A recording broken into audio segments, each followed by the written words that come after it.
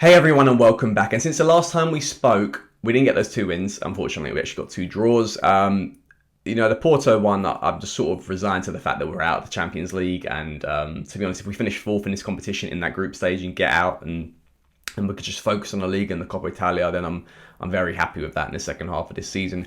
The Inter Milan game, it was a game of it was such an exciting game, wasn't it? The two penalties, the penalty save from Tatarasanu, the blocks off the line from Folo Ballatore, the Kalulu double block, the Salamegas hitting the post, the Kessie rebound. I think the game was refereed in the right way as well. There wasn't too many bookings. It was a very exciting derby. I think it was a great advert for Italian football and for neutrals to look at this league and how it's growing in quality and how there's a great balance of good sides in it. I really did enjoy the derby, despite it being obviously quite nerve-wracking in the first half. But I did enjoy it, and I think it was the correct result for both teams to come away with a point each. And it keeps us, with that balance of distance between Inter Milan. Obviously Napoli dropped points at home against Hellas Verona, who are proving to be quite a tough team to play right this season. Roma got a loss to Venezia. So, I think all round it's a good result, and obviously keeps our unbeaten run alive, which is, perfect for us right now. 10 wins, 2 draws from 12 games. It's a brilliant start to the season so far. And I'm just really happy of how we started this season, and we go into another international break where we can hopefully recoup some more players. Hopefully no more players get injured, but we definitely will. That will happen anyway.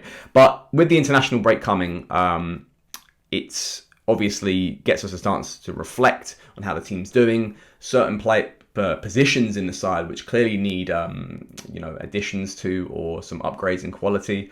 And obviously, January's right around the window, around the corner even, just less than 2 months away now. So I do feel like it's time to potentially look at some targets and who I feel like our main target should be in the January transfer window. I'm going to bring up one player, and the first player I'm going to bring up isn't my target, but I do feel like he's someone with a lot of attention to right now, and someone that, due to the circumstances of his contract, where he's at, I do feel like it's worth an attempt in the January market, because we'd be stupid not to. And that is Julian Alvarez. He is a 21-year-old supporting striker, attacker, who plays for River Plate in Argentina. He's someone who is doing extremely well. We talk about him quite a lot on the podcast. Ollie, reels off the stats about him.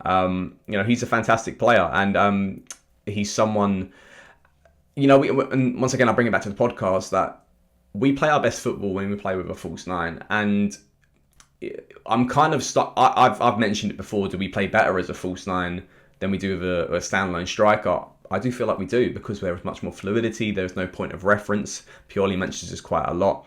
And bringing someone in like Julian Alvarez for near to long-term future, in addition to Rebic as well as that false nine, he can give us that option. He can give us that option against teams that might want to do a high press or play with a back three, that they have no point of reference, and allows us, if they want to play a high press, we have players with speed that as well can really punish them on the counter attack, or those sort of long balls or whatever it may be. But Julian Alvarez, the reason why we bring him up quite a lot, despite him doing really well in Argentina and being called up for the senior national side, is the fact that his contract expires in December 2022. So it really is, a lot of teams are going to be going gun-ho for his signature, at least in this first window coming up in January 2022, because they know that he's got less than just a year left on his full-term contract, which from what we know, he's not going to extend with River Plate.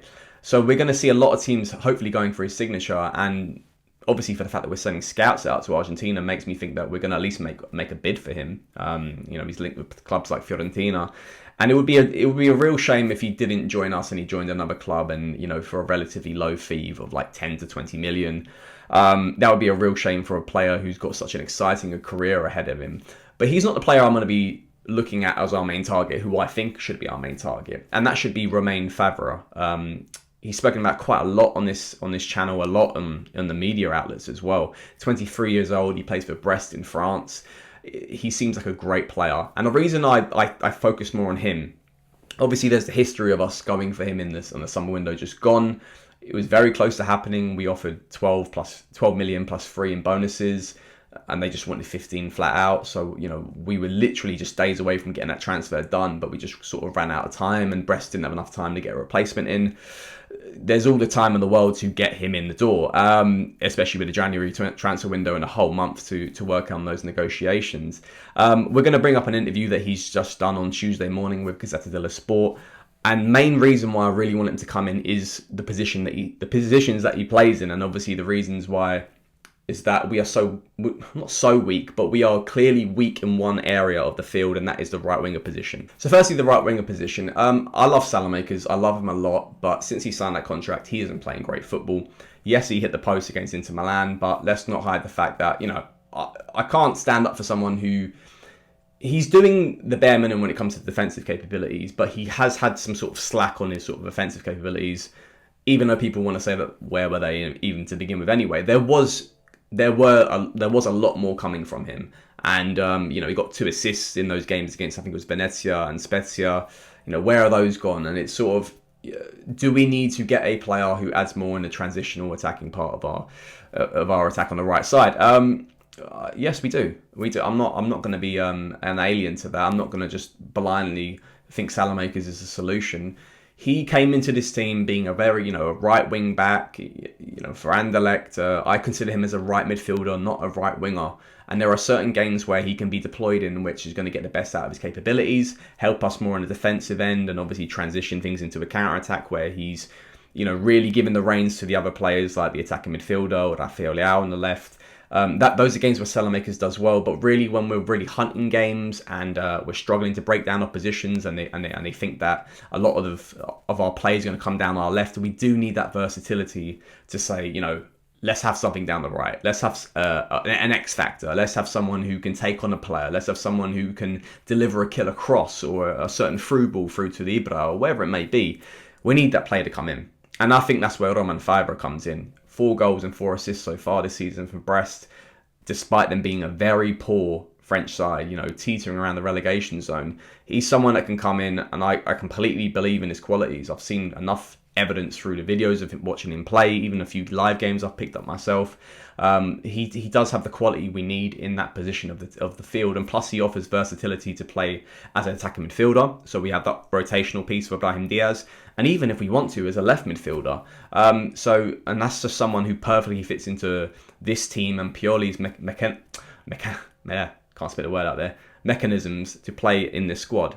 You need versatility. You need to play an array of positions to fit in and be obviously available and crucial to this side. That's why he likes players like Radek Krunic. That's why he loves players like Rebic, for example. Players who can't just play one position. They need to do a lot more than that, and I think that's someone like Romain Faivre can do. Now I'm going to bring up the Gazzetta dello Sport interview, and a lot of people are jumping on this, saying, he's unprofessional. The deal ain't done yet. It's not even January. And they're bringing it back to the summer transfer window of how he, isolated himself out of training for Brest to make the deal happen. Is it unprofessional? Yes, it is. Does that mean that we shouldn't sign him? No. Just get your head out of the sand. In my time of being a fan, we've signed players from previous clubs who have been known to be unprofessional, who have known to be players who, if you ask that team, they'd be like, nah, don't sign him, he's a bad egg. I'm talking about Antonio Cassano, Kevin Prince Boateng, even Adel Taarabt. Some players just have a certain amount of character to at least know that they're better than the club that they're currently at right now. Is that a great sign? Yes and no. That character can be construed in 2 different ways. You can look at someone with great character like Ibra, for example, and look at it for the massive positives from it. And then the next moment, you can look at the negatives from it when you just want the guy to shut the hell up. I get it. But character is still great for me, and we need a lot of character in this side.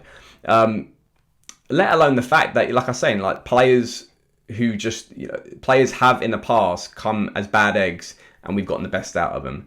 And also the reverse side to that coin is that we've had players who have not been bad eggs and have treated us like crap.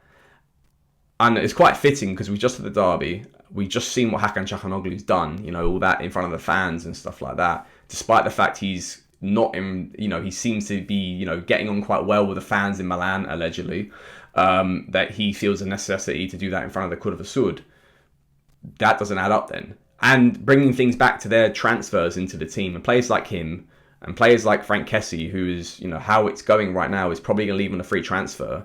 These are players who naturally came in with no bad history, and they've been at this club, and they're going to leave on a free transfer. I'm sorry, it might just be me, but I'd rather a player comes out and says, I want to leave, than someone who just sits in the background and leaves on a petty free transfer and gives us no money from the transfer. Like, you can't have it both ways, and also you can't actually predict how a player is going to do at the next club just because of their previous club, and we're seeing that from both ends of the spectrum. Just be upfront about it. I'll have a lot more respect if you come out and you say, I want to leave this club because I want to better my career. Then we can sell you on the potential profit, or even make some money out of it, rather than lose you on a free, which we're clearly all enraged about. So anyone who wants to call like Romain Favre unprofessional, or we shouldn't sign him just because of this unprofessionalism or his character, I think you should really just see sort of some perspective to it, and not everything is as predictable as it seems in football, and you might be surprised. And the player also just wants to be here. And I come to the Gazzetta dello Sport interview. He pulls out things saying that when Maldini calls you, you say yes to it. That means that he wants to be here. He sees how he fits in perfectly with the Pioli tactics and system, once again showing how he wants to be here. He doesn't want to just leave Brest. He wants to join Milan. Like, it's not that he just wants to get out of this club. Like, imagine like a job interview. You just want to leave the job that you're at. It doesn't matter where you're going to. It's not that. We feel like the perfect job for him, and that's ticking a lot of boxes for me. I mean, it might just be me, but I just feel that way. I love the way he's talking about his preparation, about hiring a nutritionist, a personal trainer, a psychologist, or whatever it might be, to help out with his mental state, with the pressure and all that sort of stuff. I love that preparation, because that makes me feel like he's taking it very seriously, and he's going to come in all guns blazing and hopefully help us get our two objective to win the league this season. And I think that's very doable if we add this player, because this is a certain player in a certain position we definitely need an upgrade in. Anyway, guys, I'm going to wrap things up. I found a couple of papers actually talking about the Gazzetta dello Sport, and it's got nothing to do with this interview. But I went through my cupboard, and I found these papers of the Gazzetta, and I need to find a way to hang them up as like frame them. But this is when we won the Champions League, and this is one when we won the Scudetto. This is the Scudetto. We won the championship away in Rome that season. So yeah, talking about this is a random throwback. I just thought I'd throw up on the screen. But anyway, guys, hopefully you enjoyed the international break, and we're going to catch up next time. But until then, Forza Milan.